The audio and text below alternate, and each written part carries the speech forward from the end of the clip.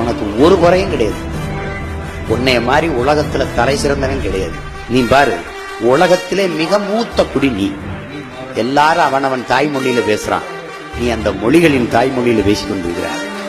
நபிகள் ஒரு மறை தந்தார் இஸ்லாமிய பெருமக்களுக்கு, இயேசுபிரான் ஒரு மறை தந்தார் கிறிஸ்தவ பெருமக்களுக்கு, பகவான் கிருஷ்ண பரமாத்மா ஒரு மறை தந்தார் இந்து பெருமக்களுக்கு.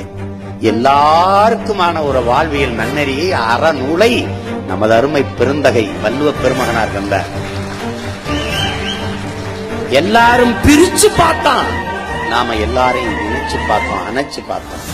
யாதும் ஊரே யாவரும் கேளீர் என்று சொன்னார். ஈதும் நன்றும் பிறர் தரவாரா.